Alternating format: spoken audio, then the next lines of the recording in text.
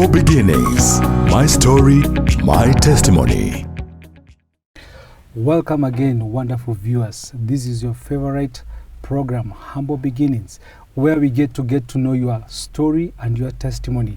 I do believe, my viewer, you have been watching us on Lookup TV and you have been watching us on Facebook. Keep watching us, because Lookup TV is the hope to the world. Last week we had a very wonderful guest who was with us. His name is Sam. He told us how he went through challenges, how he went even to a juvenile. He went to live in the streets for 18 good years. And today, my wonderful viewer, I know you are so much eager to know how did he overcome. He even, to one point, he tried to steal in a bus, but he was arrested and beaten. I know my viewer want to listen to more to that. Sam, yes. Karibu sana. Thank you. Ninajua kwamba last week tulikuwa hapa and we were talking about my story and I'm here today also to continue with the same. So vitu zilikuwa mob in Nairobi. Sometimes even I wonder where to start. Vitu zilikuwa mob, nilipitia vitu mob, nimeiba vitu mingi, nimepigwa vita mingi, nimeshikwa mara mingi. I remember another time I snatched a chain, mzungu chain, na nilikuwa arrested na nikapigwa kiasi, but I was saved by the police. Wakaja wakanishika and then I went to police station na nikafunguliwa mashtaka. And then that case was so serious because that chain ilikuwa imegwaruza huyo mama hapa. And I knew if this case nitadeal nayo jinsi naweza nikadeal nayo, inaweza ikaruka na ikakuja robbery stroke too. So I had to accept in the court. After kwenda kotini nilipelekwa na snatching. That is there's different sections of case. Now snatching ilikuwa 176, snatching from a person. So wakati niliposomewa mashtaka I accepted, and then I was convicted for 3 years. 3 years? Yes. Hapo. So now nikaenda Australia, then Australia after 2 weeks kapigwa transfer Roiro. Nikaenda pale college ya Roiro ya jera, kuna kajera kako hapo, a very serious prison hapo, kanaitwa Kajera Baridi. And I stayed there for 3 years. Now 3 years is 36 months. 36 months they reduce 1 month, and then you serve 2 years. Yes. So nilikaa pale for 2 years. Nilisafa like tuseme kitu kama 4 months. Lakini kwa sababu jela nayo ilikuwa ni mimi nayo, I knew how to maneuver everything and to overcome. So were you used to life in jail now? Yes. In industrial area, those they call religious, ama wanaitwa nini? I don't know. Au askari jela. They used to call me customer because I was a jailbird. Kila wakati niko. Roli ikija niko. You know, so they used to ask me, unakuja hapa kuoga ama unakuja kufanya nini? Because now you go to Raya, when you come back you are black, like tire. Then ukitoka jela at least wewe ni msafi kiasi. So I used to that many times until wakati nimekuja kuwa mtu mkubwa, tuseme 18 to 19 years, hiyo kiasi nikaanza kujua nao hata risasi naweza nikapigwa. Because now mimi ni mtu mkubwa na zile vitu nafanya vitu serious. So there is a time, I think it was, is it 1999 or 2000? Somewhere there. Nilikuwa pale Pangani. Pangani kabla Thika Road haijakuwa upgraded to super highway. Ilikuwa ni Forest Road, Murang'a Road, then Thika Road. Kulikuwa na roundabout pale. And then hiyo roundabout ya Forest Road, kuna makaburi ambazo ziko hapo za kitambo sana. So we used to go there in the evening. Kuiba vitu hapo. Magari, maybe umeona kibeti kimekaa baya cha mama, unapita nayo kwa gari. So there is this day I was alone. And I am there waiting, sina kitu, nimesota, and I saw an Arabic woman coming. Alikuwa na gari, nakumbuka sana, ilikuwa ya red. Ilikuwa imefunguliwa kioo mpaka nusu. And then kuchungulia ndani nikaona kibeti. What I didn't know, behind that car kulikuwa na 544 KQ ya French code. So mimi nikaangalia kibeti, nikaona huyu mama ako peke yake, nikaingia kwa gari, nikanyafura ile kibeti. And then nikaanza kuteremka makaburini. Then I heard, unajua ile deep voice behind me. Mama nikupiga risasi. Then I said, acha nipatane nayo mbele. Sisimami. Let me tell you. Nilikuwa naziona sparks zikipita kwa hewa. Sparks za blue. Kama sijaisikia haijaniguza, twende. So I think zilipigwa more than 5 bullets. More than 5 bullets? More than 5 bullets. Then mahali nilienda nikaanguka, because I went with a very high speed. Nilienda nikaanguka, nikafeel like ni kama nimechapwa risasi. Then nilikuwa natafuta ni wapi hiyo risasi inaweza kuwa imenipata. But luckily hakuna hata moja ilinichapa. So hizo risasi 5 hakuna moja ilikupata? Hakuna hata moja ilinipata. You survived those bullets? Yes. Na ulikuwa ukizisikia kabisa? Nilikuwa, unajua there is a way when bullet hit something utaisikia. So nilikuwa nasikia tu ile nina feel hiyo ijaguza kitu. Twende. So wakati nilienda nikakaa pale nikafeel like inaweza kuwa imeniguza na pengine sijui.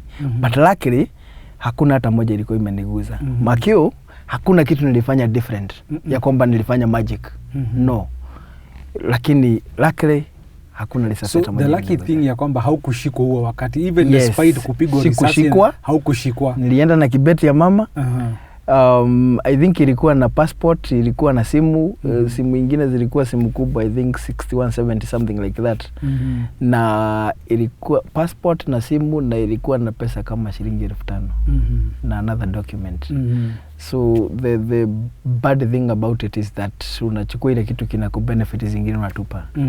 And now you make someone suffer. And maybe let me just recap something, Sam. Maybe last week as we went for a break. Yes. You told us you also snatched, ulijaribu kuiba wallet kwa basi. Alafu kapigwa. Then kuna mtu hakusikia pale pale. Hebu mueleze kidogo pengine ulipitia hali gani? Wakati tumetoka juvenile. You know, KBS zile za kitabu zilikuwa zinabeba watu wengi sana. Zilikuwa zinabeba watu wamekaa chini, wamesimama, wengine wamehang kwa milango. So wakati mimi nilikuwa kule ndani, my timing or maybe my thought was nichukue ile wallet, alafu nisonge kwa watu huko ndani, kwa sababu nilikuwa kama tukataini, nitokee mlango ya mbele. But now the big problem nikashikwa. So wao watu wamesimama kwa basi, wakati niliposhikwa nikaangushwa chini, kila mmoja ananikanyanga. So unapigwa na everyone, sio kwa sababu anakujua, lakini kwa sababu wewe ni mwizi. So mahali anakanyanga hajui. So I was beaten to a point where hiyo basi ikisimama nikitupwa nje, nilikuwa na kavumbi na nilikuwa nimeganda mwili, nasikia nimechoka. So I was feeling like sisikii uchungu, lakini hiyo mwili imechoka mbaya. And mahali nilienda nikalala, I think I slept like 8 hours bila kujisikia. Then I woke up later. But hiyo vita ilikuwa vita kali sana. Vita kubwa, vita ambayo ndio ilikuwa vita yangu ya kwanza kupigwa vita kali. So wacha niulize Sam, how many chances umeepuka, yani mara ngapi, because unashukuru Mungu saizi uko uhai. Yes. How many chances did you escape for death? Yani uliepuka kifo? Haziwezi zikahesabika, but zile kubwa kubwa I think ni mara kama 5. I remember there is a day nilikuwa nimefungwa committee. That was now after election, post election. Was it 208? 208 ni pale Ngara. Niliibia mama. Nikaibia mama simu. Na ile mob ilikuwa imenifuata, I think ndio ilinisaidia. Then I was arrested na IP, nikaenda nikafungwa jela mwaka moja. Now after nikiwa kule jela, kuna vitu mingi nilikuwa nafikiria, kwa sababu sasa life yangu ninaona nimeanza kukua mtu mkubwa. Ninaanza kushindwa, sasa nimeanza kujiria ni nini kilifanyika nikajikuta katika hii hali. Kwani mimi tu katika kwetu wale watu wote walimezaliwa. Ni mimi tu nilijikuta katika hii hali. Na nikasema I think my life haina tumaini lingine. So the best thing is to die. Kwa sababu nilikuwa ninafikiria, nikianza kufikiria ni kutoka katika hii hali nitaenda wapi? Nitaanza wapi? Kitu cha kwanza afya yangu kubwa ilikuwa ni ile ambayo tunaita taki. There is a way wakati wewe ni mtumizi wa heroin, mwili ina demand. Na hiyo sasa ndio uoga ambayo inakufeel. Nikisema ya kwamba ni kuachana na hii life, nitakuwa napata hii heroin namna gani? Ni bei kali. Now ni lazima niibe ili nivute. Na nisipoiba, nisipovuta, then mwili wangu utaanza kufeel ile uchungu. So uoga wangu ulikuwa nikitoka then nitaenda wapi? Nitaanza aje? Hii taki nitadeal nayo aje? So that was my fear. But now coming back, raia kutoka Kamiti, wakati nilipomaliza kile kifungo, nikasema I think the only thing I can do ni kuenda mahali dangerous, kuiba kule mahali dangerous, mahali naweza pigwa risasi, nikufe haraka niondoke. And then I started now kujaga town katikati. Hizi places za kina Harambee Avenue, Kenyatta Avenue, uko sasa ndio nilikuwa naiba. Ili at least yule askari ataniona nipige risasi, mimi nikufe. So there is this one day nilikuwa pale Harambee Avenue, katikati ya Jogoo House na Bima House hapa Treasury. Na Vigilante ndio ile. Nikaenda nikapata gari pale, ilikuwa ni G-Touring. Yes. Ile gari tulikuwa na kijana mmoja. Tukaingoa spare parts.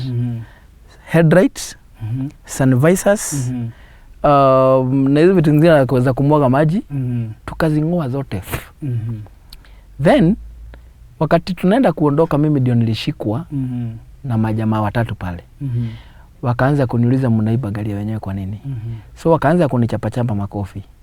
Pale within like 3 minutes mwenyewe akatoka. Alikuwa huko Bima House juu. Huyu jamaa sijui kama alikuwa ni mwanajeshi ama alikuwa ni nani, I don't know. But wakati alipokuja akasema these guys wamenizoea. Hii gari nimerudisha hizi signal kama mara 5 wakiiba. Na nikiwapeleka police station wanaachiliwa. So let me deal with this guy. Akafungua gari, akainua buti, akarudi nyuma. Akatoa kare kashoka kanatoshana hivi. Ka 3-in-1. Now the problem ni kwamba mimi sikuona ni nini ametoa. Juu sasa nilikuwa nimejishika namna hii nisigongwe uso. So wakati alipochukua ile kashoka, akanipiga, akanisweep. Nikaketi chini. So akaanza kunipiga na ile. But for me I thought ni fimbo ananipiga nayo. So akanipiga, mimi nimeachilia tu, juu ninasikia tu anapiga kichwa, anapiga kichwa, ninafikiri ni kafimbo kagumu ananipiga nako. Until the time nilianza kufeel ni kama kunanyesha. So nikienda kuchungulia mikono nikaona haya ni damu. Sinaona hiyo kichwa yangu venye inakaa. I think mtazamaji anaweza kaona. Huko ndio alikuwa ananikatakata na hiyo shoka. So wakati nilipogundua kwamba ni kunikata, akanikata, nikamwangalia. Shoka mwisho alikata hapa. Sijui niliweka mkono. Na alipokuwa kikukatakata, hakuna watu walikuja kukuokoa ama raia wakati waliona vile anafanya, wote waliondokea, nikabaki na yeye. For me, kwa sababu nilikuwa still bado mrevi, sikuwa ninaelewa ni kitu gani kinaendelea. So wakati nilienda kugundua kwamba ni kunikata, akanikata, ndio nikaweka mkono. Ikanikata hapa. Then sijui nilitoa nguvu wapi. Nikainuka na yeye. Nikamshika na nikajificha kichwa kwa nguo zake. So ile sauti moja nilisikia aliniambia toka hapa, enda ukakufia mbali. So wakati nilipoondoka hapo kwake, I think like 5 steps, sikujisikia tena. I think I went unconscious. So sijui now from there ni kitu gani kili happen. Because ulikuwa na bleed sana. Nilikuwa na bleed sana. Now from there sijui what happened, because after like 4 hours nilijikuta kwa ile parking. Unaona hii parking ya uchumi pale Kenya Stima. Ile uchumi ya Moi Avenue nyuma. Kuna kiparking kiko hapo kikubwa sana, kinakuwa kishimo. Hapo ndio nilijikuta kwa ile kanyumba ka transformer, nimelala hapo chini. So nikienda kugeuza kichwa hivi nikasikia hiyo zigeuka. Nimejaa damu. Niko na uchungu. So from there nikaamka hapo, nikaenda mpaka base. Now the problem ni kwamba sikuenda hospitali. Because heroin inatumika kama a very powerful painkiller. Heroin. Yes. Just hold on to that, Sam, as we Viewers, it's getting more interesting and interesting. I do believe you're looking at Sam and you're asking, how did he survive? He is a living testimony. I do believe as we come back from the short break, you will hear more of his testimony and how his ending became great. Thank you. Humble beginnings. My story, my testimony. Viewers, welcome back. I do believe this story is getting more interesting and interesting. I know some of you want to get to know how did Sam overcome all these challenges. And today my guest is here with us. He's about to just conclude to us how he used even heroin, because heroin was like a painkiller to him. He reached a point where he even collapsed. He thought that he was dead. But today, just keep listening and hear what the testimony is all about. Sam, yes, we are so eager that you are even alive today. So you reached a point whereby you collapsed. Yes. And I woke up like after 4 hours. Na nikajikuta kichwa yangu imejaa damu. Hata kugeuka ilikuwa ni shida. Because now damu imekaukia everywhere. And now I woke up slowly. Nikaenda mpaka pale Tibarwalin. Hapo ndio ilikuwa base yangu wakati ule. Na nikakuta wenzangu pale. And they gave me heroin. Vuta kidogo at least. Ujisikie. And now heroin is used like a very powerful painkiller. Hata kama unasikia uchungu kwa mwili ukivuta, unasikia hiyo uchungu imeisha, imenam everything. So I smoked like 3 puffs. Nikasikia ni kama niko sawa. So na hiyo vita yote na hiyo kukatakatwa yote, I didn't go to any hospital. Ilikauka yenyewe, ikaisha yenyewe, na ikapona yenyewe. Yes. Now let me ask Sam, all this time, sasa ulikuwa na graduate kuwa a very notorious gangster, ama ulikuwa na graduate kuwa mtu wa aina gani sasa? I mean, because najua wakati unaenda. Yes, I think at this time, kama vile nilikuwa nimesema hapo mbele, nimefika mahali nimeruhusu hope na life. Nimeona ya kwamba mimi si kitu tena. And so hii death ambayo niliepuka, nilikuwa naitafuta. But now wakati ilipokuja wazi ndio hii, nikaona I think death is very painful. So for me, I was like, sijui nifanya nini, sijui nianze wapi. But you know, whatever, when we say that God's timing is only the best, wakati ule nilishikwa na kanjo without doing anything. I think like after 1 month, baada ya kupigwa hiyo vita. Nilikwambia ni 208. Nimeshikwa na kanjo without doing anything. Nikapelekwa kwa city council, ile koti ya kanjo. Nikafungwa 14 days. Ati nimeshikwa na dumping. So 14 days kwenda para Australia ile kajera dogo, nikamaliza hiyo 14 days, then nikatoka. Wakati nilitoka nikakuja nikakuta base, kuna mtu anakujaga anaitwa pastor, anabaia watu chai. So they used to call him pastor. But now in the street, because they are used, or maybe we were used in the life in the street, hatutaki kujua ni nini ingine, we kuja tu bai chai, enda zako tuache katika hali yetu. And that guy came like 3 weeks. And then a certain guy ambaye alikuwa ni our fellow there, akamwambia, by the way pastor, Sade ukija, mimi nitaenda na wewe church, nikaona mahali unaendeka church. Lakini I think ilikuwa ni ile kumpendeza. Unajua ile unavutia mtu na maneno. So that Sunday, this guy came, this pastor now. He's a Tanzanian guy. Na alikuwa mgeni Nairobi. Amekuja, amemwambia na my friend ulisema tutaenda church. So this guy wakati alisikia stories za church, akahepa, akaenda kujificha ficha.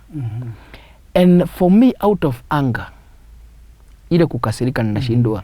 Huyu jamaa anatoka kwenye anatoka, anakuja kutubaia chai, anakuja kufanya yani kutumia pesa zake, alafu umdanganya hivi. Kwa nini? Nikashikwa na hasira. Then nikasema I think I can give myself away, niende church, ili huyu jamaa next Sunday asikose kuja kununua chai. So I gave myself as a sacrificial lamb. So mimi nikaenda pale kwa gari yake nikamwambia, basi ni aje? Si twende na wewe church leo. Akaniambia, umejitolea? Ingia kwa gari. The way I was, na hiyo uchafu nywele ijanyolewa kama miezi 4 na zile marama bado niko nazo. Viatu nimevaa slippers moja na sport moja, you know, I was disorganized. Lakini akaniambia welcome, let us go. Akanikaingia kwa gari yake, then tukafuruliza paka pale Kileleshwa. Tukaingia kwa church. Now the problem was to enter into that church. So wakati tulipoingia kwa compound ya church nika feel, this place is very quiet. Magari ni mingi, kwani huyu jamaa amenileta wapi?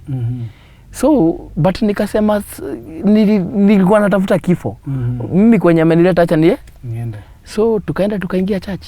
So this guy was so wise, alikuwa amereserve kiti ameweka mke wake pale, na yule jamaa atakuja naye hapa katikati na mimi mwisho. So wakati tulipoingia church, alienda amenidirect mahali nitaenda kukaa. But let me tell you, I entered that church, atmosphere changed. Pastor alikuwa anahubiri pale, watu wote wakaachana na pastor kuangalia ni nani huyo ameingia kwa church. Because I think even the smell ni kama ilibadilisha the whole atmosphere in the church. So watu wote wakastuka, but at the end wakati pastor aliita altar call, nikatoka pale mbele kuombewa without knowing ninaenda kuombewa nini. Yule mtu alikuja kuniombea ni pastor, alikuwa mama. Wakati aliniuliza shida yangu nini, nikamwambia mimi nataka kuombewa maisha yangu yabadilike. When she was praying, somehow akanikumbatia. And I felt love ile sijawahi patana nayo. Nikajiuliza kumbe kuna watu wanaweza nikubali pia. So nirudisha pale Juma kidogo Sam. Yes. All this is happening because from the beginning you faced rejection. Yes. And now ya kwamba vile anakuombea na amekukumbatia, you start feeling the love. Yes, I felt that love. Yes, so nika feel kumbe kuna mahali naweza kubalika. Because now for me I thought church nyingi town nimejaribu kuingia, unafukuzwa. Najaribu kuingia huku unaenda unafukuzwa na ashas. So huku nimekuja nimekubalika, na hata yule ameniombea na ni mtu msafi, amenikumbatia. I felt a very great love. But now your love haikunipeleka beyond that point. Kwa sababu mimi nilirudi kwa street. But now this man started to follow me up. Akaanza kunifollow up kila wakati, kila Sunday anakuja ananiambia Sam wako wapi, twende church. So nikawa regular church. Then at one point nikashikwa na kanjo tena. Nikafungwa 14 days. Ilikuwa on Friday. Saturday nikakaa jela, Sunday nikakaa jela. On Monday this man came hadi kwa prison. Kwa uko industry. Kuangalia. Alipokuja kuniangalia akaniuliza shida nini, nikamuelezea. Akakuja mpaka kotini akalipa board. Then I felt, I think this is the man I have to follow. Now from there I started to follow him. I remember one day, lakini nilikuwa naenda kwake ninarudi tao. Naenda kwake narudi tao. One day akaniambia unafanya nini katika life Sam? Nikamwambia mimi ni mwizi tu wa kawaida. Na mtu yote akikaa mbaya mimi napita na ile kitu ako nayo. Akaniuliza kwa nini mimi hujawahi niambia? Nikamwambia sijui. Akaniambia now I want to trust you more. Ninataka wewe unatoka town asubuhi, unakuja kwangu. Una shida kwangu, unarudi town jioni. Now let me ask you Sam, because of time. At what point did you come to see the light? What time did you come to your transition ili happen wakati upi? Wakati umeenda kanisani, wakati wamekuja kukuangalia, ndio ukuje ukue a changed man, a transformed man, a person who really knows Christ.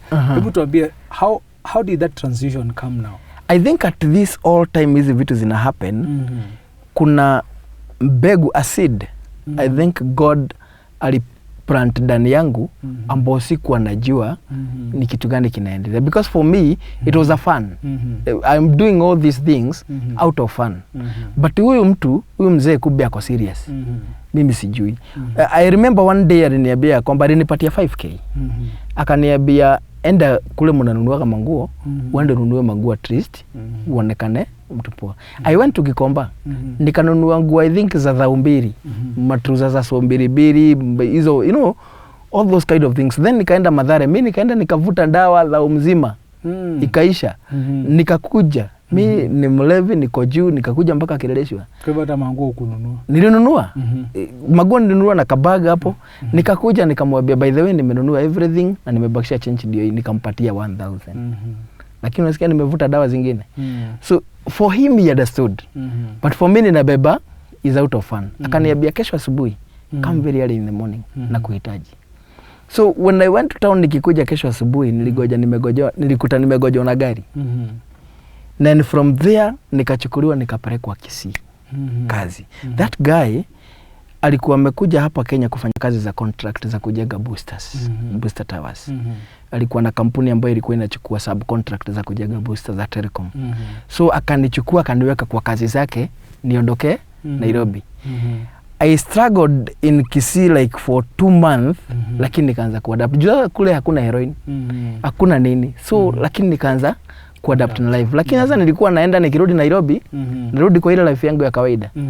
But I remember one time after nimeenda site kama 3, we went to Turkana. Na nikiwa Turkana, I felt one day to go to church. Nikaenda church.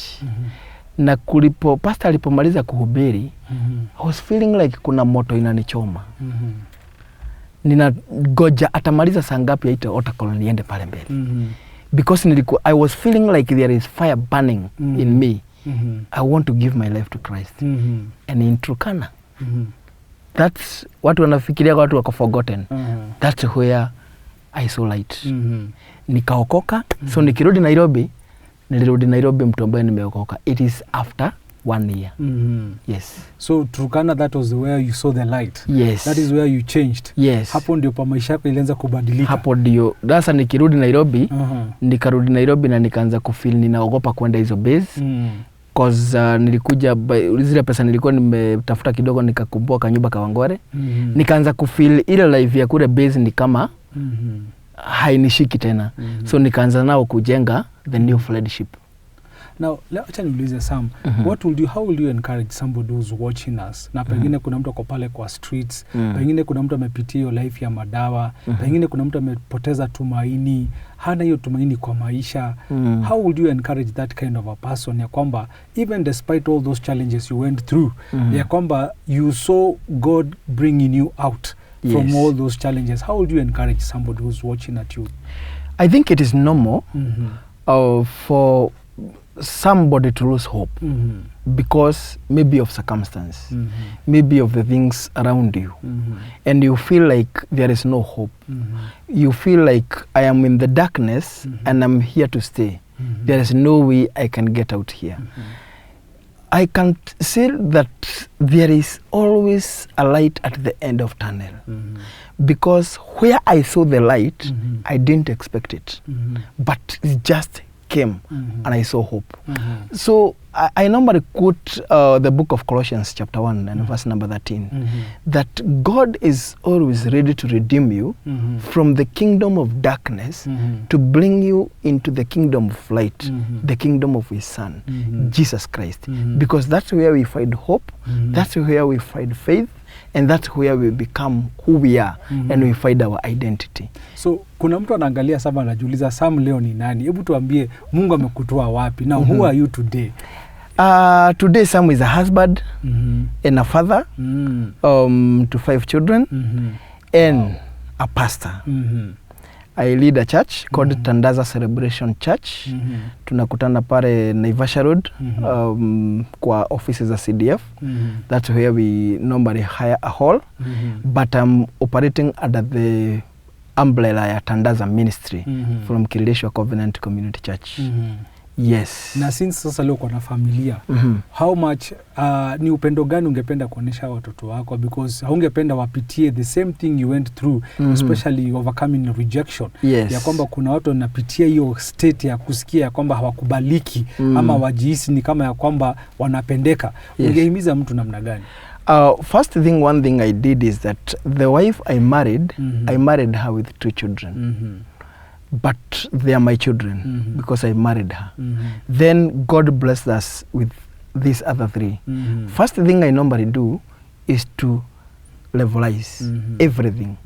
I don't favor one, and sionyeshi ya kwamba kuna mmoja nina treat mbaya, because I know how to be treated badly, because I was treated that way. Second thing, there is no one day I ever release my children to go and stay with someone without me being there.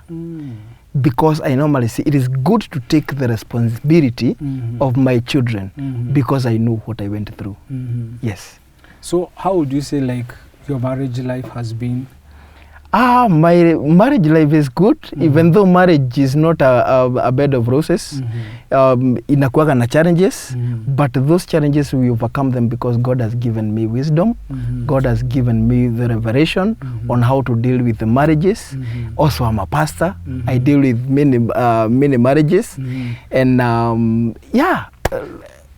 So at some point, can you really say, Sam, as you're almost concluding, can you really say that God transformed your life and completely changed your life? Absolutely. And you became somebody today in the society? Absolutely, absolutely. That is, I don't know, hii nira ninaambiaga Mungu sijui nikupe nini, because you know, I'm also a gospel singer, and my first song, it was my testimony to tell God how I feel about him because of what he did in my life. It's a Kikuyu song called Nikore Najira, that there is always a way, even where you think there is no way.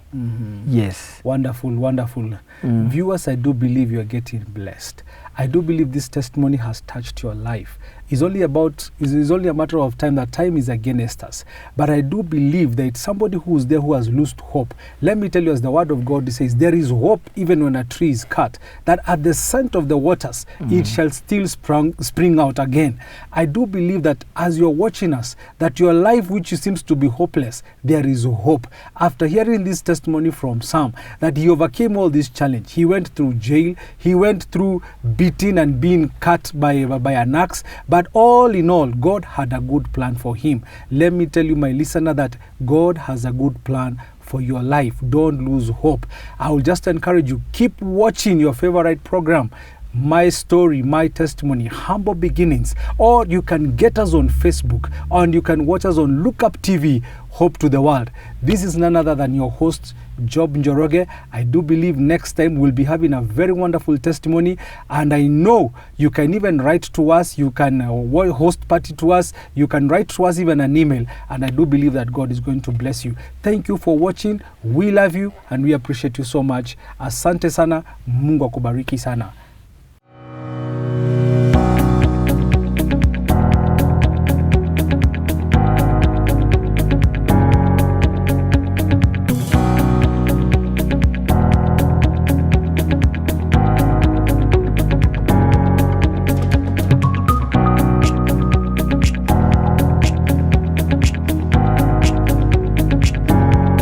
Humble Beginnings.